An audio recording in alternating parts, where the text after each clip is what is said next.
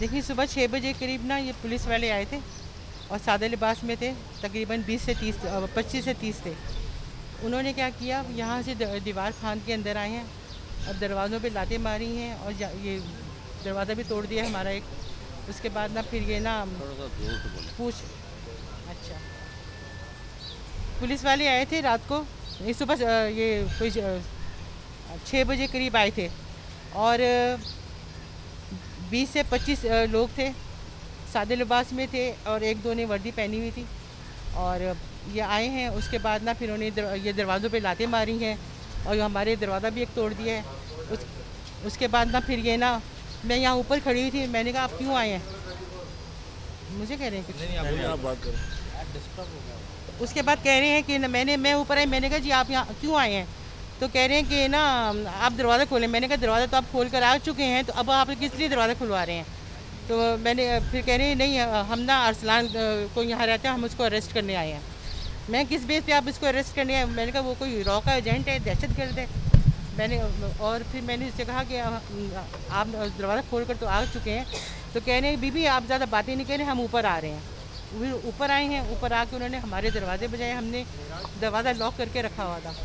फिर दरवाज़ों पे उन्होंने इतनी ज़ोर से लाते मारी, कुंडी ना चिटक के जो चिटखनी है वो नीचे उतर गई, फिर वो अंदर आ गए। उन्होंने ये नहीं देखा कि हम इस वक्त आ रहे हैं, एक बंदा अपने रूम में सो रहा है, कुछ भी जाग रहा है, क्या कर रहा है, अपने बच्चों के साथ बैठा हुआ है, तो अंदर गए हैं इन्होंने, जाके ना हमारी दरवाजे तोड़े हैं, लाते मारी हैं उनको।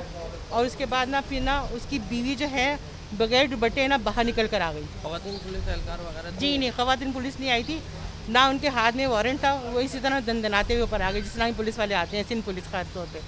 ठीक है आंटी, ये तो बात है। तो उसके बाद ना फिर ना ये मेरे बेटे को बुलाया उसने, बड़े वाले बेटे को, वो आया तो उसके साथ लेके नीचे उतर आए हैं। फिर मैंने देखा यहाँ पर आकर, तो इसने क्या किया, इन्होंने क्या किया, ये अरसलान को ना गर्दन से पकड़ के बाहर लेके जा रहे हैं, जैसे वो रॉ का एजेंट है, दहशतगर्द है।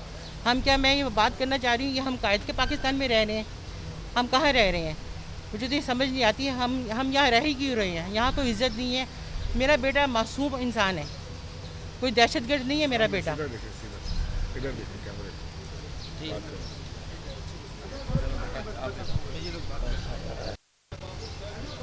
चले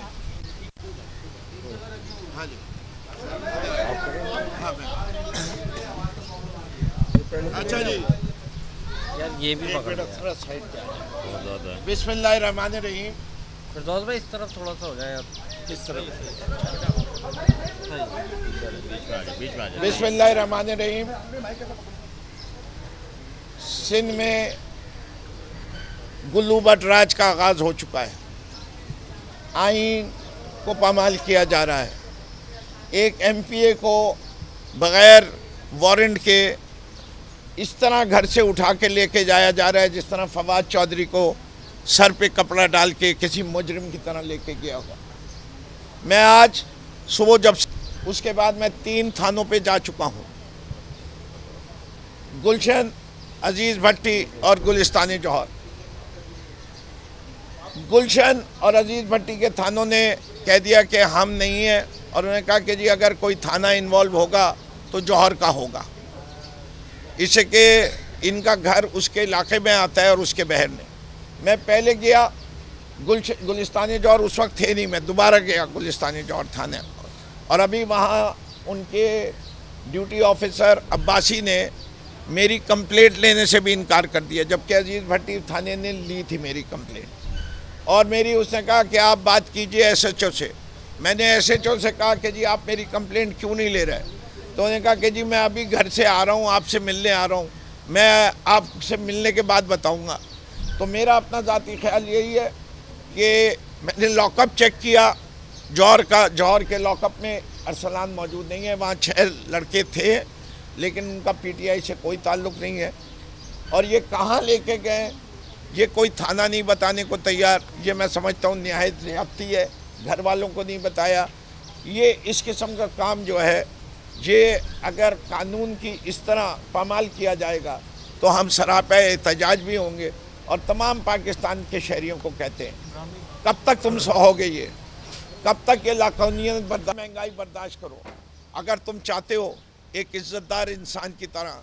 तो फिर जो इमरान खान कह रहे हैं हकीकी आज़ादी के लिए निकलो अपने घर से, तभी तब्दीली आएगी, वरना ये जालिम इसी तरह रोमते रहेंगे, इसी तरह महंगाई में तुम्हें पीसते रहेंगे। अब वक्त आ गया है तुम्हारी निकलने का। बिस्मिल्लाहिर्रहमानिर्रहीम। मुतवातिर तरीके से पाकिस्तान तहरीक इंसाफ के कारकुनों, लीडरों और वर्कर्स के साथ ज़्यादती हो रही है। बार बार हमें ये कहा जाता है और बताया जाता है कि अब न्यूट्रलिटी हो गई है और न्यूट्रलिटी नज़र आएगी। मैं अपनी इस्टेब्लिशमेंट से मुखातिब हूँ कि हमें अब तक फिलवक्त न्यूट्रलिटी नहीं नज़र आ रही। हमारी आज भी नज़रें आपकी तरफ जाती हैं कि पाकिस्तान के सेवियर्स आप हैं और हम बानिए पाकिस्तान के साथियों में से हैं। हमारे साथ क्यों गद्दार वाला सलूक किया जा रहा है? ये पीपल्स पार्टी की हुकूमत, ये पीडीएम की हुकूमत, ये मौलाना फजलुर रहमान की हुकूमत, इन सब की कोई औकात ही नहीं है इस हुकूमत की कि ये खड़ी रहे एक घंटा भी। हमारे मुंह से बात निकले तो गद्दारी, हमारे मुंह से सवाल निकले तो ज़बान खींच लो। लबबंदी का हमें हुक्म दिया गया है, ज़बान बंदी का हुक्म है। बोलोगे तो जेल जाओगे, ज़्यादा बोलोगे तो नंगा कर दिए जाओगे, उससे ज़्यादा बोलोगे तो गायब कर दिए जाओगे। ये कौन सी फाशिस्ट हुकूमत पीडीएम की हमारे सर पर सवार कर दी गई है? हमने मांगा क्या है? हमने मांगा है कि हम इलेक्शन में जाना चाहते हैं, इंतखाब कराना चाहते हैं, जो इस मुल्क में हमारा आईनी हक़ है। सुप्रीम कोर्ट ने हमें तारीख दी है। इमरान खान उसके लिए निकलना चाहते हैं कैंपेनिंग के लिए, 40 दिन से कम रह गए हैं, तो इमरान खान के घर के बाहर 144 नाफिज कर दिया जाता है। आज इमरान खान ने निकलने की बात की, फिर 144 नाफिज कर दिया गया। हमारे दरीना साथी बिलाल को बेईमाना तशद्दुद करके कत्ल किया गया। फिर चीफ मिनिस्टर पंजाब झूठ बोलता है कि उनका एक्सीडेंट हुआ और उसकी लाश को वहाँ पीटीआई वाले फेंक कर चले गए। पोस्टमार्टम की रिपोर्ट बता रही है कि बेइंतहा तशद्दुद किया गया है। आज अरसलान हमारे भाई, हमारे साथी को उठाया गया है घर से। हमें बताया जाए कि इसका क्या कसूर है? क्या उसने ऐसी बात कर दी कि जिससे कोई मुल्क का गद्दार बन गया? वो क्या ऐसा हो गया कि जिससे इतना बड़ा सज़ा उसको मिलने वाली है? मैं दरख्वास्त करता हूँ तमाम एजेंसियों से कि पता करें कि हमारा भाई अरसलान इस वक्त कहाँ है। उसके घर में परेशानी है, उसके बच्चे, छोटे छोटे बच्चे उसके इस वक्त खौफ में मुब्तला हैं, डर के बैठे हुए हैं घर पे, और वो पूछ रहे हैं, सवाल पूछ रहे हैं कि मेरे बाबा ने क्या किया था। ये छोटा बच्चा मेरे साथ खड़ा हुआ था अभी अरसलान का, इसने आके मुझे पूछा कि मेरे बाबा ने क्या किया है अंकल। मैं इसको क्या बताऊं कि तेरे बाप ने डाका डाला है, चोरी की है, क्या किया है उसके बाप ने? इस सवाल का जवाब पूरी कौम आपसे पूछ रही है कि मेरे बाबा ने क्या किया है। Don't do this. Thank you so much. का क्या रद्द-ए-अमल होगा, क्या करने जा रहे हैं? आप सब भी बात करेंगे आप? जी ठीक। बिस्मिल्लाहिर्रहमानिर्रहीम। अरसलान ताज की गिरफ्तारी की शदीद मजम्मत करते हैं। अरसलान ताज एक एमपीए है और इसके साथ हमारा कराची का जनरल सेक्रेटरी भी है, और जिस तरह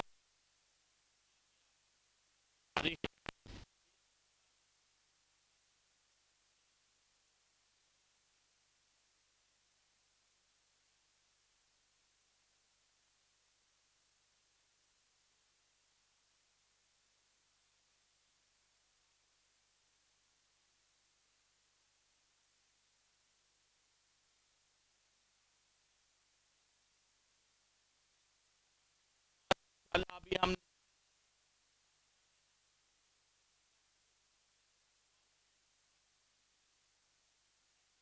तरीक़ेकार होता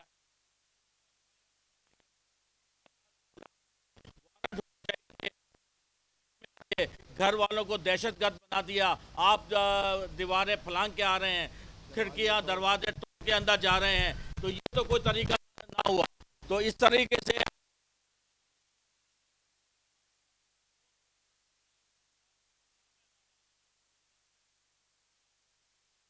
जाए और बताया जाए वो कहाँ है, ताकि उसके घर वाले और हम उससे मिल सकें। अच्छा ये बताइएगा, पीटीआई की जानिब से क्या करने जा रहे हैं, क्या रद्द अमल होगा, कोई एहतजाज है, क्या है? हमारे वकला जो हैं वो इस वक्त अंदर बैठे लेटर ड्राफ्ट कर रहे हैं आईजी को, और पिटीशन हाई कोर्ट के लिए तैयार की जा रही है, जो आज जाके वहाँ रजिस्ट्रार, आज ज़ाहिर संडे है तो रजिस्ट्रार को जमा कराने की कोशिश करेंगे कि वो हो जाए, क्योंकि 24 घंटे के अंदर अंदर उसकी प्रोडक्शन ज़रूरी है, लाजमी है।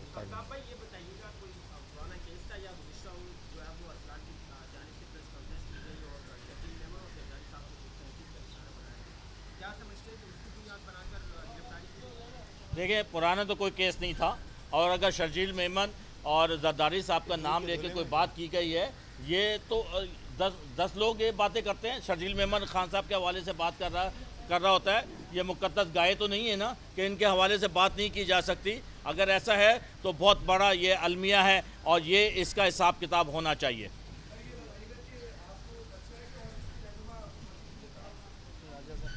जी, राजा अजहर के घर पे छापा मारा गया है और रात को 2 दफ़ा वो गए हैं, मगर वो अपने घर पे नहीं थे, और इसी तरह एक आध और रहनुमाओं पे के घरों पे भी गए हैं ये लोग।